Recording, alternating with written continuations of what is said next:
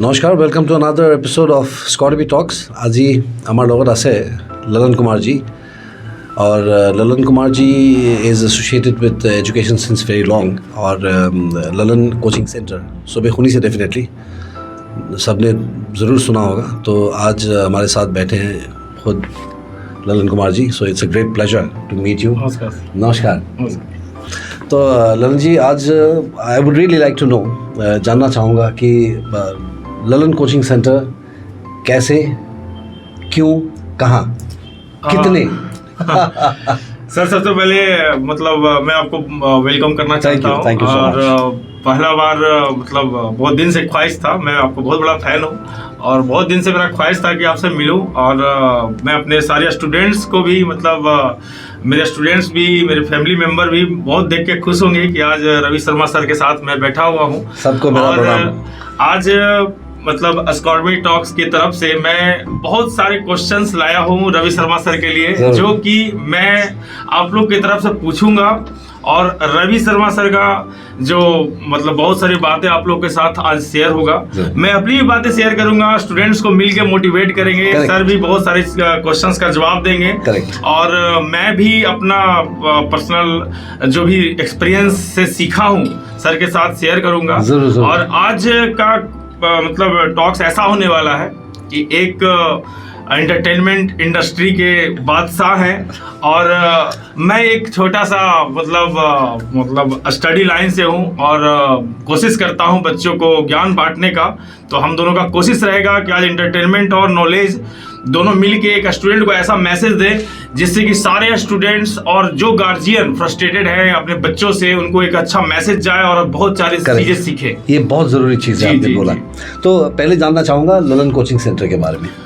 Sir हम लोग का मतलब एक छोटा सा गुवाहाटी में सेंटर है, मतलब ऑल ऐसे तो 10 ब्रांचेज 11 ब्रांचेज है। सर 11 ब्रांचेज को आप छोटा बोल रहे हो? नहीं मतलब हम लोग बस कोशिश करते हैं कि कोई भी स्टूडेंट्स आता है, देखिए सबका फाइनेंशियल कंडीशन सही नहीं होता है, सब ऐसा नहीं है कि बहुत हाई फी एफर्ट कर पाए। तो मैं भी एक बहुत ही मतलब सिंपल बैकग्राउंड से हूँ, मतलब मेरा भी फाइनेंशियल कंडीशन बहुत ख़राब था। जब मैं पढ़ता था तो किताब का पैसा दूसरों से लोन लेके हमको पढ़ना पड़ता था, कर्ज लेके पढ़ना पड़ता था। तो मैं अपने पर्सनल लाइफ में बहुत एक्सपीरियंस किया हूँ सारी चीज़ों को और इसी रीजन से मैं टीचिंग लाइन में आया कि मैं जितना स्ट्रगल किया हूँ, जितना फाइट किया हूँ, वो सारे बच्चों को सिखाऊं। मेरे से क्वेश्चन नहीं बनता था तो इतना फ्रस्ट्रेशन होता था, ऊपर वाले को याद करता था कि हे भगवान कुछ शक्ति दीजिए, और शक्ति मिलता था और ऐसा पावर आता था कि मेरे जैसा एवरेज स्टूडेंट, मतलब मैं बहुत एवरेज मानता था अपने आप को, मेरे जैसा एवरेज स्टूडेंट इंडिया का टफेस्ट एग्जाम IIT क्वालिफाई किया।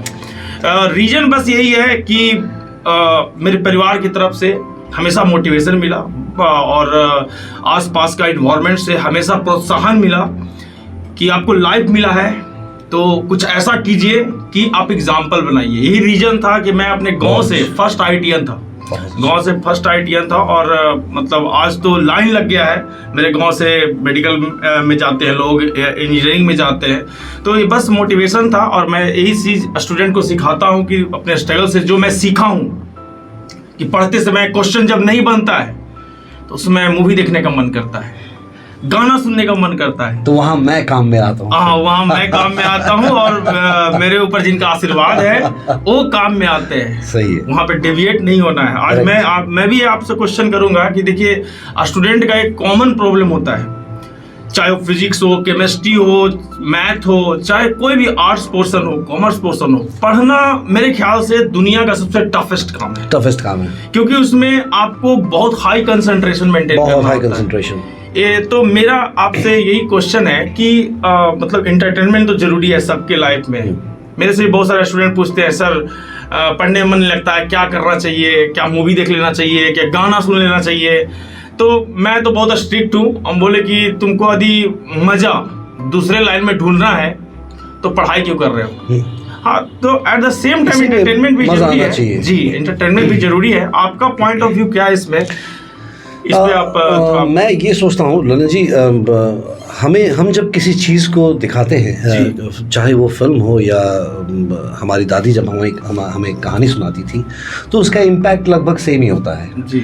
तो हम हमेशा ये दिखाते हैं कि जो अच्छा होता है उसका अच्छा होता है अंत, और जो बुरा होता है उसका अंत बुरा होता है। तो इससे बड़ी मोरालिटी तो हो नहीं सकती। तो यही हम दिखाते हैं। तो इस बीच किसी कैरेक्टर को हमें बुरा दिखाना होता है तो हम दिखाते हैं कि वो शराब पीता है, वो सिगरेट पीता है, वो मारपीट करता है, वो ये करता है, वो करता है।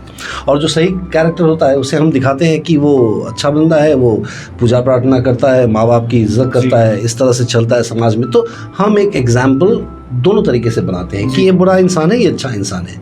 तो अब माँ बाप पे आता है कि वो अपने बच्चे को क्या सिखाए, आप कौन सा लोगे, ये या वो। तो उस पे जो आदि गुरु हम कहते हैं, जो घर पे जो सिखाते हैं, पहले ये सिखाते हैं कि जब तुम स्कूल जाओ या किसी भी कक्षा में जाओ तो अपने गुरु को प्रणाम करो, उसे सम्मान करो, उसे इज्जत करो उसकी।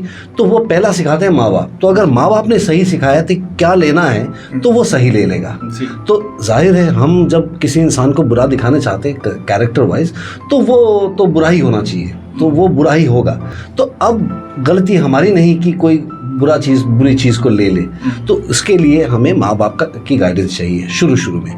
दूसरी बात ये है कि जब कोई पढ़ता रहता है तो वो एक आपको भी पता है कि हम जब किसी लेवल पे काम करते हैं, जब हम काम कर रहे होते हैं, हमारा काम भी बहुत सीरियस है, हमें याद करना पड़ता है ढेर सारे डायलॉग्स, 16-17 पेजेस हमें याद करना होता है। हमें ये भी ध्यान रखना होता है कि यहाँ पे लाइट आ रही है, यहाँ लाइट नहीं आ रही, मैं आगे चला जाऊँगा इनका लाइट काट दूंगा, आगे चला जाऊँगा तो इनका फेस ढक जाएगा कैमरे में, तो हमें कैमरा भी लेना है, बेस्ट एंगल दिखाना है। तो इतने सारे कैलकुलेशन के बीच जब हम काम करते हैं तो हमारी भी टायर्डनेस होती है, हम भी ब्रेन फैटिग हमें भी फेस करना पड़ता है। तो हम क्या करते हैं एंटरटेनमेंट के लिए, तब हम पढ़ते हैं जी।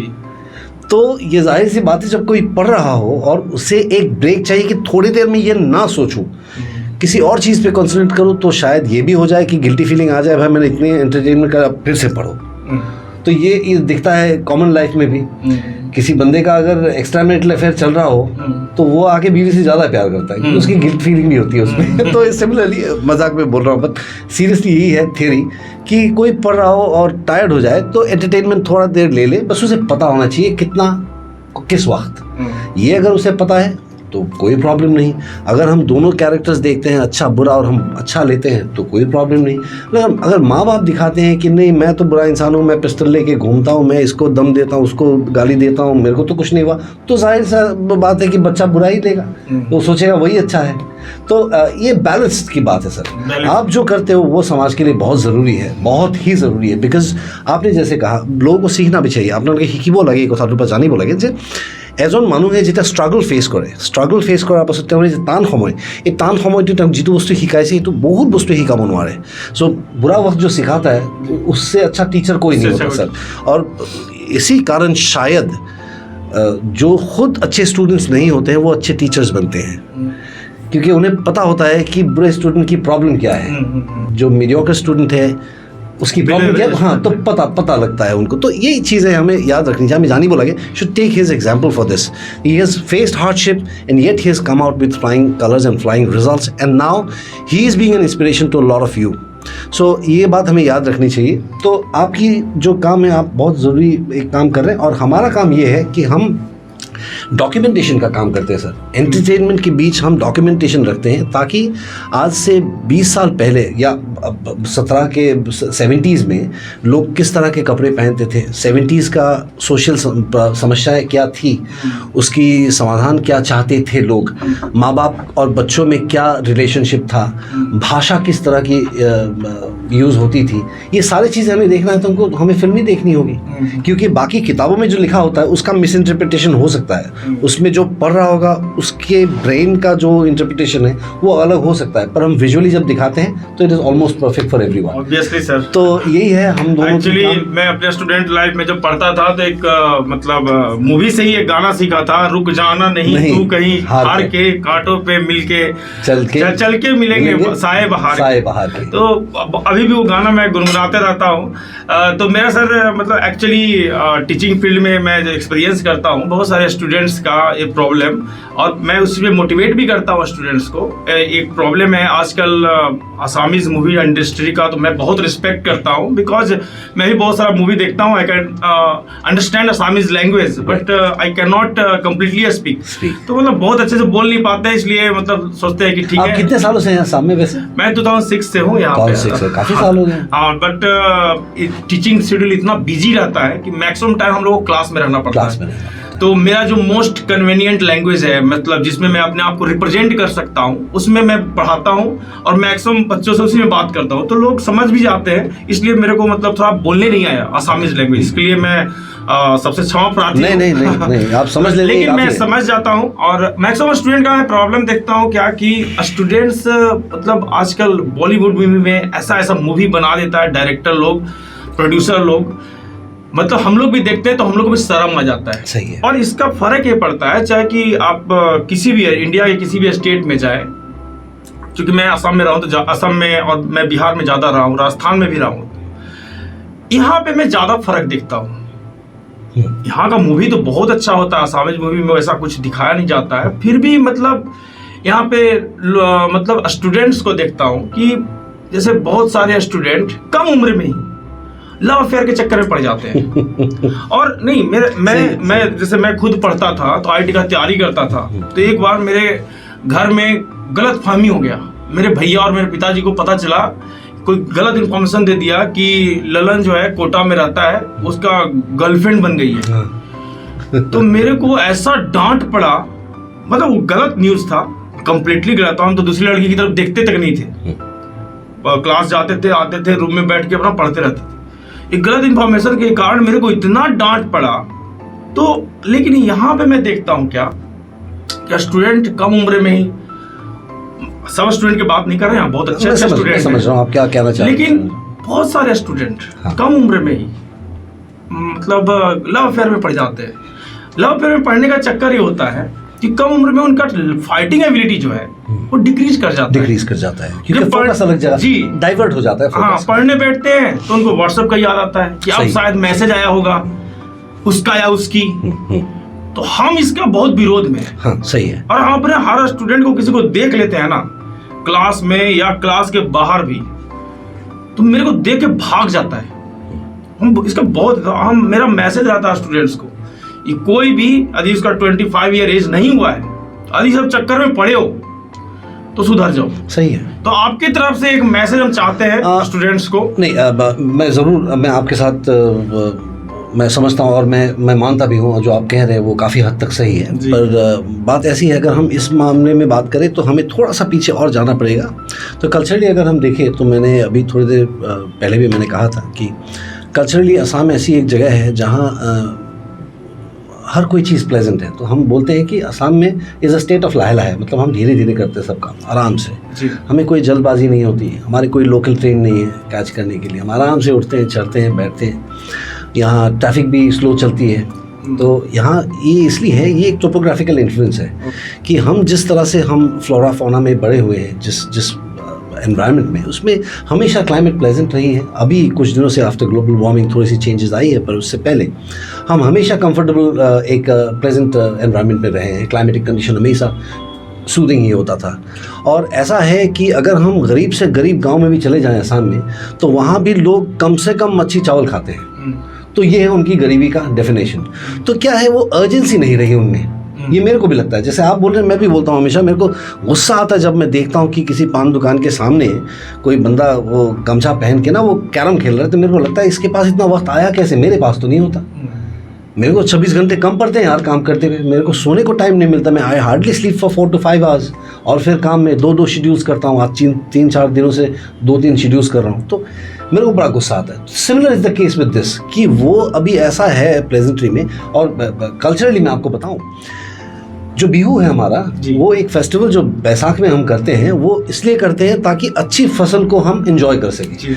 तो फसल अच्छी हुई तो लोग नाचते गाते हैं, क्योंकि वो फार्मिंग कम्युनिटी है, तो वो कर भी नहीं सकते कुछ और, तो एक ही काम करते, सीजनल काम है उनका फार्मिंग। तो जो बैसाख जब आया और हमने फसलें काट ली, फसलें अच्छी हुई है, तो हम ये करते हैं कि हम सेलिब्रेट करते हैं, हम नाचते हैं, गाते हैं, खाते हैं। हर एक रकम का पकवान बनता है, पीठा बनता है हमारे यहाँ, तो हम खाते हैं। तो उस पर क्या हुआ, जब हम एंटरटेन करते हैं अपने आप को, तो उसमें बिहू का जो गीत आता है उसमें काफ़ी सारी चीज़ें भी है, लेकिन एक पार्ट रोमांस का भी था। ओके तो उसमें ये था कि जो economically poor condition, this is not a convention है, इट्स नॉट अ रूल और रिटन। आपको जानकर आप शायद आपको अजीब लगेगा पर इट्स ट्रू कि हमारे यहाँ एक रिचुअल है जिसमें हम लड़की को भगा के ले जाते हैं, शादी करते हैं। वो बैसाख में होता है क्योंकि उस वक्त खेती करने वाले लोगों के हाथ में पैसा होता है थोड़ा सा, तो तब वो अपने प्रोक्रिएशन के बारे में सोचते हैं, शादी के बारे में सोचते। जो शादी के लायक हो जाते हैं वो क्या करते हैं, घर वालों को भी पता होता है, मतलब क्या बोलते हैं, फॉर्मली नहीं, इनफॉर्मली पता होता है कि ये दोनों एक दूसरे में चल रहा है, इनका कुछ एक अट्रैक्शन है, तो ये भागकर शादी कर, तो हमें खर्च बच जाएगी, हमारी शादी में जो खर्च होना चाहिए वो बच जाएगी। तो जब वो वापस आएंगे तब हम गांव के सामने, सबके सामने हम शरण लेंगे, उनसे माफ़ी मांगेंगे कि बच्चों ने ये किया, तो it's accepted, it's a kind of convention, not a proper cultural thing. तो इस वजह से क्या हुआ, लोगों का फोकस जो हार्डशिप्स वाले जो चीज़ थी, जैसे उस वक्त जब फ्री होते थे तो फार्मर्स वो बेट का हो या बम्बू का वो बास्केट वगैरह बनाते थे, तो वो वक्त था काम करने का, हाथ में फ्री टाइम होता था, तो बैठकर वो काम करते थे। तो किसी का बेड़ा टूट गया तो वो वहाँ वो फेंसिंग लगाता था बम्बू का, तो वो काम, उस पे से फोकस हटके सिर्फ प्रेम प्यार में रह गया। तो वहाँ भी फोकस ज़्यादा है। तो ये ऐसा लगता है कि प्यार इस कल्चर में ठूस ठूस के भरा हुआ है और सबको एक गर्लफ्रेंड चाहिए थोड़ी एज के बाद।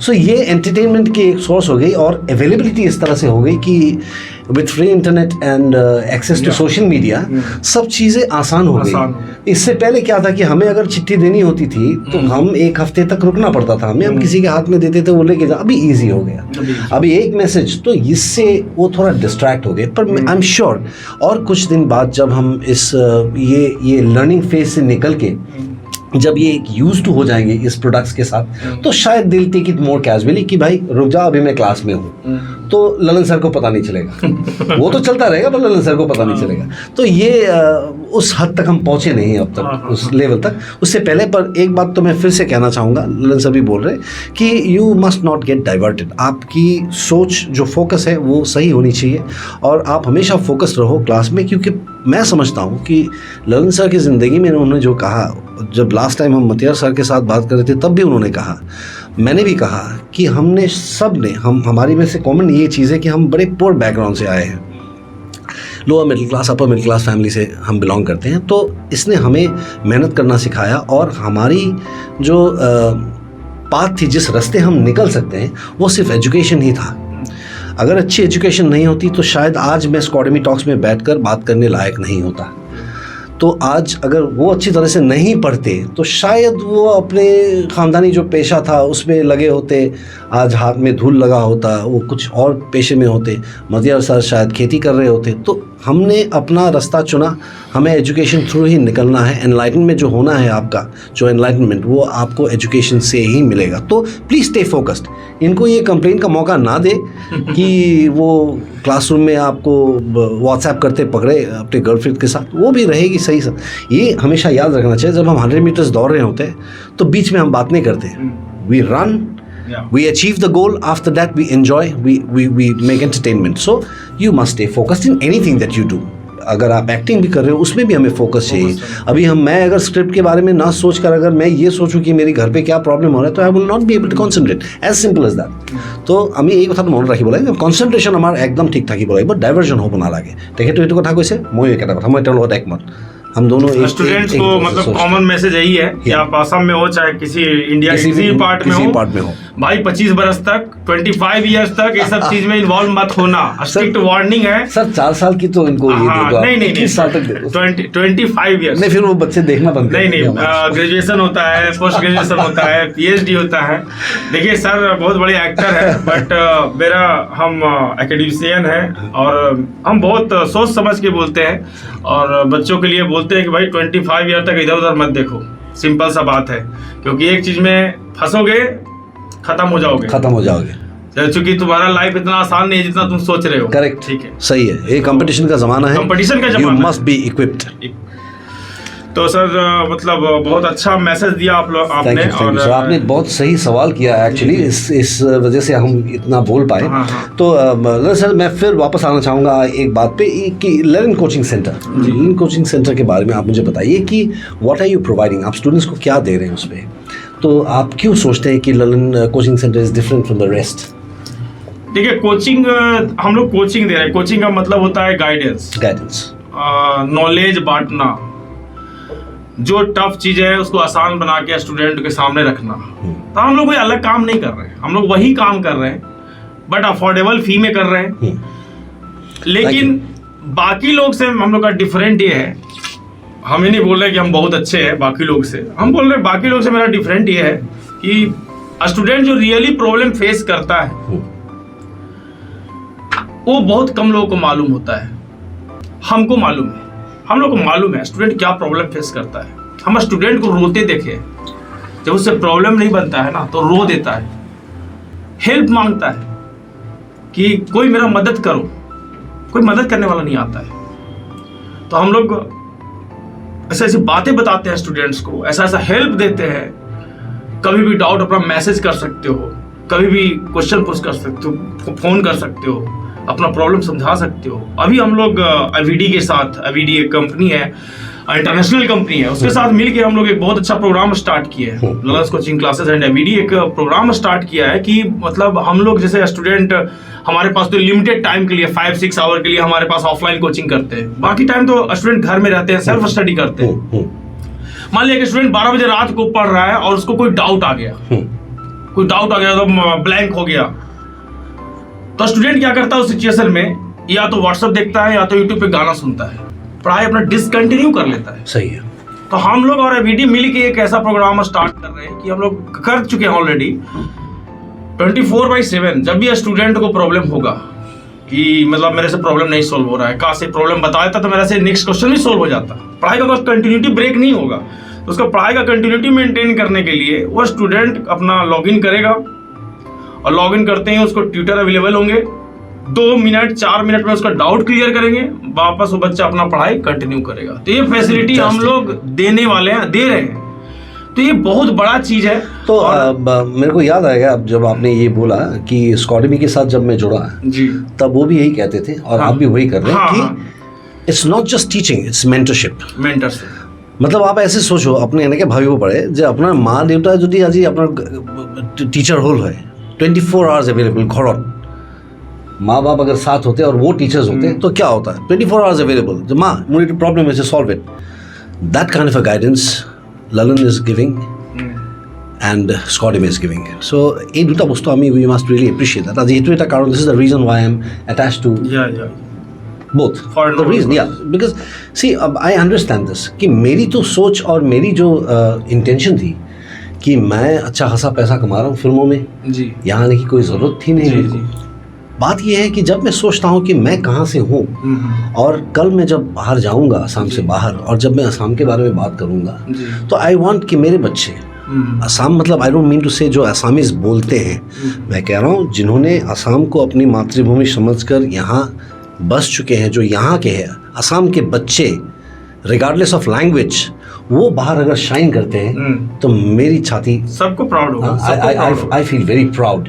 तो इस मामले में मैं जुड़ा हूँ and I made a very right decision कि मैं इनके साथ जुड़ा हूँ, इन लोगों के साथ जिनके साथ मैं आज बैठकर बातें कर रहा हूँ, तो मेरे बच्चों का भविष्य ये सवार रहे हैं। So I am really thankful to you guys for wonderful job that you doing. See काम हमें हर किसी को काम करना है, हमें भी रोजी रोटी चाहिए, हम भी घर चलाते हैं, पर अगर काम करते वक्त किसी का भला हो जी तो वो काम सही है, सही मेरे हिसाब से। तो आई वुड सही नहीं, बहुत सही है सर। एक्चुअली आप लोग का टाइम इतना बिजी रहता है और आप लोग का एक मैसेज, आप लोग देखिए आप लोग को बहुत लोग फॉलो करते हैं, आप लोग के इतने फॉलोअर्स है, हम भी उसमें एक फॉलोअर है, तो मतलब एक्चुअली आप लोग का एक मैसेज है स्टूडेंट कम्युनिटी के लिए, गार्जियन कम्युनिटी के लिए। सारे गार्जियन आपको मूवी देखते हैं। हम इस इंटरव्यू के पहले आ रहे थे तो मेरी सासू माँ, एक्चुअली मैं यहाँ पे यहीं पे शादी किया हूँ, आसाम में ही शादी किया हूँ, नौगांव में एक कमसोई जगह है, वहीं पे मेरा शादी हुआ है। अच्छा। तो मेरी सासू माँ बोलने लगी कि रवि शर्मा से मिलने जा रहे हैं। तो मतलब इतना बड़ी बात है, इतना लोग आपको फॉलो करते हैं कि मतलब आपका एक मैसेज स्टूडेंट्स को भी माइंड पे बहुत, हम लोग तो बोल बोल के थक गए। हम लोग बोलते हैं, स्टूडेंट सोचता है ये पढ़ाई बैकग्राउंड से है, इसका काम ही क्या है, पढ़ाई के बारे में ही बोलेगा, दूसरा चीज नहीं बोलेगा अच्छा बनो, ये करो। लेकिन जब दूसरे फील्ड से, खास करके इंटरटेनमेंट फील्ड से, मतलब आप लोग का फेस है हीरो, सोसाइटी को हीरो, वो अपने फेस से कोई बोल रहा है, अपने वैल्यू से बोल रहा है, अपने तो স্টুডেন্ট को, গার্জিয়ান को बहुत फरक पड़ता है। আমি এটেনশ্যনটো ল'ব পাৰোঁ মানুহৰ, তেখেতে ক'ব বিচাৰিছে এইটো কথা, আমি এটেনশ্যনটো ল'ব পাৰোঁ। যিহেতু মই আকৌ এবাৰ আপোনালোকৰ ওচৰত কৈছোঁ যে আজি একাডেমিক্সৰ যিসকল টিচাৰ, যিসকল মানুহে আপোনালোকৰ কাৰণে কাম কৰি আছে, তেওঁলোকে কোৱা কথাকেইটাৰ ভেলিউ আছে, তেওঁলোকে এটা অভিজ্ঞতাৰ পৰা কৈ আছে। আমাৰ সকলোৰে आज किसी की नॉलेज इनसे ज़्यादा हो सकती है पर एक्सपीरियंस इनसे ज़्यादा नहीं हो सकती। तो आपको एक्सपीरियंस को सल्यूट करना है। और ये जो कह रहे हैं অকল এখেতেই নহয়, আমাৰ গোটেই যিমান একাডেমিক্সৰ যিমান মানুহ আছে সকলো যেতিয়া কয় যে स्टे फोकस्ड, आपकी गोल की तरफ आपका बढ़ना एक एक दिन, एक मतलब एक स्टेप आपका मायने रखता है। ये आपका करियर बनाता है, आपकी फ्यूचर बनाता है, आपको कॉन्फिडेंट बनाता है। तो प्लीज़ अवॉइड बाय देम, जो ये कहते हैं आप प्लीज़ सुनिए। और काफ़ी सारे बातें की हमने। अभी फिर से मैं एक बात आपको पूछना चाहूँगा कि ललन के इतने सारे जी इंस्टीट्यूशन, मतलब क्या ब्रांचेस बोलते हैं आप? जी जी, तो इतने सारे ब्रांचेस हैं, तो सारा मैनेज करते हैं आप, खुद करते हैं या स्कॉडमी से उस मामले में कुछ सपोर्ट आप, सॉरी एवीडी से कुछ सपोर्ट आपको मिला है? एवीडी से एक्चुअली हम लोग लास्ट 1 मंथ से मतलब हम लोग साथ में काम कर रहे हैं। इसके पहले हम लोग मतलब ललन्स का पूरा 11 ब्रांच चल रहा है। तो एक्चुअली हम लोग का जो मैनेजमेंट है, एक मैनेजमेंट टीम है, बहुत सारे फैकल्टी हैं, और हम लोग सारा सेम थीम डिस्कस करते हैं। मतलब हम लोग का मेन एम है कि स्टूडेंट का मन में जो डार्कनेस है, देखिए असम का हम सिचुएशन बता दे रहे हैं आपको। आप मतलब यहाँ पे अप टू क्लास 10 बच्चों के साथ बहुत नाइंसाफी होता है। टीचर्स हैं, जितना ऑनेस्टी से पढ़ाना चाहिए उतना नहीं पढ़ाया जाता है। अब आप पूछेंगे आपको कैसे पता चला, आप तो गुवाहाटी में हैं। तो एक्चुअली हम अपने प्रीवियस एक्सपीरियंस, जैसा कि हम बता दो 2006 से हम यहाँ पे, मेरा शादी यहाँ पे हुआ है। मैं यहाँ के कल्चर को रिस्पेक्ट करता हूँ, फॉलो करता हूँ, सीखता हूँ बहुत सारी चीज को। गांव में जाता हूँ, देखते हैं गवर्नमेंट स्कूल में बच्चा जा रहा है, टीचर उसका एक्सरसाइज भी नहीं कंप्लीट करवा रहे, टेक्स्ट बुक भी नहीं कंप्लीट करवा रहे, बच्चा बिना सीखे आ जा रहा है, घर आ रहे हैं उनको कोई टेंशन ही नहीं है। तो बच्चे ऐसे कैसे कम्पिटिटिव होंगे इंडिया में, कैसे কি কৈছে তেখেতে ক'ব খুজিছে এই কথাটো যে তেখেতৰ এইটো অভিযোগ একচুৱেলি যে পঢ়া শুনা কৰাবলৈ যিটো দায়িত্ব দিয়া হৈছে যিসকল লোকক, তেওঁলোকে চিলেবাছ কমপ্লিট নকৰে, ল'ৰা ছোৱালীক ভালকৈ নপঢ়ায়, তেওঁলোকক সিমানখিনি মটিভেট কৰিব পৰা নাই যে তেওঁলোকে ঘৰলৈ আহি যে আকৌ পঢ়িব লাগে। টেনশ্যন নহয়, তেওঁলোকে কি নাজানে সেইটোও নাজানে। গতিকে মই ভাবোঁ যে এইটো এটা বিৰাট দুখ লগা কথা। It's a very sad thing. मतलब एक्चुअली मतलब मेरा गवर्नमेंट से भी एक क्वेश्चन है कि मतलब इंडिया गवर्नमेंट हो चाहे असम गवर्नमेंट हो, जो भी है, एजुकेशन पे इतना ज़्यादा बजट जाता है। देखिए हम भी ऑर्गेनाइजेशन चलाते हैं, एंड मैं कोई बहुत ज़्यादा प्रॉफिट वाला ऑर्गेनाइजेशन नहीं हूँ। मैं पूरा स्ट्रगल करता हूँ, 24 घंटा में 12-14 घंटा मेहनत करता हूँ, फिर भी मैं प्रॉफिट में नहीं हूँ। लेकिन I am very successful because हम जब क्लास में जाते हैं ना, बच्चों का डाउट क्लियर कर देते हैं, कॉन्फिडेंटली क्लियर करते हैं, और उनको सही रास्ता पे ले आते हैं, इंजीनियर डॉक्टर बना के भेज देते हैं, तो बच्चा दिल से थैंक यू बोलता है। उसको पैसा से कंपेरिजन नहीं किया सकता। तो मेरे पास उतना सपोर्ट नहीं है, लेकिन फिर भी मैं वो काम अच्छे से कर रहा हूँ, बच्चों का लाइफ चेंज कर रहा हूँ। असम गवर्नमेंट इतना एजुकेशन में पैसा इन्वेस्ट करते हैं, इंडिया गवर्नमेंट इतना पैसा इन्वेस्ट करते हैं। हमारे हर एक गवर्नमेंट स्कूल का ऐसा स्थिति रहना चाहिए कि बच्चे वहां पागल रहे पढ़ने के लिए। लेकिन आज कोई जिसके पास भी पैसा है, वो गवर्नमेंट स्कूल नहीं जाना चाहता। क्यों क्वेश्चन है? हम क्या सैलरी कम दे रहे गवर्नमेंट स्कूल के टीचर को? क्या हमारा सिलेक्शन प्रोसीजर खराब है? क्या ऐसा है? बच्चे कोचिंग में क्यों जा रहे हैं? बच्चों को कोचिंग का जरूरत क्यों पड़ रहा है? क्यों इतना बाहर का कंपनी ऑनलाइन आ रहा है, ऑफलाइन आ रहा है, बाहर का लोग आ रहे हैं, इतना क्यों उनको जरूरत पड़ रहा है? क्यों? क्योंकि हमारे अंदर कमी है। हमारे टीचर हो चाहे हमारे कोई भी हो, उतना ऑनेस्टी से नहीं पढ़ा रहे। और हमारे टीचर को मैसेज देना चाहते हैं कि आप टीचर हैं, आप यदि ऑनेस्टी से नहीं पढ़ा रहे हैं तो गवर्नमेंट को अपना लेटर दीजिए, रिजर्वेशन लेटर दीजिए कि सर मेरे को नहीं आता पढ़ाने, हमसे बच्चा सेटिस्फाइड नहीं है, यदि आप ऑनेस्ट टीचर है। টিচিং শিক্ষকতা কৰাটো এটা চাকৰি নহয়, শিক্ষকতা কৰাটো এটা চাকৰি নহয়। গতিকে তেওঁ ক'ব বিচাৰিছে যে টিচাৰ যিসকল আছে সেইটো কোনো ধৰণৰ political appointment hobo na lage. It should not be a political appointment of a teacher. Teacher should be appointed on the basis of their qualification, on the basis of their methods and ways of teaching. গতিকে পঢ়াৰ ক্ষেত্ৰত এইটো ধামালি কৰিব নালাগে যিসকল টিচাৰে, কাৰণ ল'ৰা ছোৱালীৰ ভৱিষ্যতৰ কথা আছে, ল'ৰা ছোৱালীৰ ভৱিষ্যতৰ কথা আছে, নৱপ্ৰজন্মৰ ভৱিষ্যতৰ কথা আছে, আমাৰ ৰাজ্যখন আমাৰ দেশখনৰ ভৱিষ্যতৰ কথা আছে। এইটো ধেমালি কৰিবলগীয়া কথা নহয়। চ' আজি এইখন মঞ্চৰ পৰাই মই অসম চৰকাৰকো আহ্বান জনাইছোঁ, তেওঁলোকে আমাৰ এডুকেশ্যন ছিষ্টেমটোৰ ফিল্ট্ৰেশ্যন প্ৰচেছটো আৰু প্ৰপাৰ কৰক। শিক্ষাৰ লগত জড়িত শিক্ষাগুৰুসকলক, যিসকল অভিজ্ঞ শিক্ষাগুৰু, যিসকলে বহু বছৰ অভিজ্ঞতা আছে, যি ভাল টিচাৰ্ছ, তেওঁলোকৰ দ্বাৰা এই এপইণ্টমেণ্টটো কৰাব লাগে। এনেকুৱা এটা বডি থাকিব লাগে য'ত এমিনেণ্ট প্ৰমিনেণ্ট এক্সপিৰিয়েঞ্চ টিচাৰ্ছৰ এটা বৰ্ডে they should be able to select, তেওঁলোকে আচলতে এপইণ্টমেণ্ট দিব পাৰিব লাগে। So' I think this should not be মানে পলিটিকেল কৰিব নালাগে এই কথাটো। It is just a message straight from the heart of a teacher. গতিকে এই কথাটো গুৰুত্ব সহকাৰে ল'লে আমি নথৈ আনন্দিত হ'ম। ধন্যবাদ।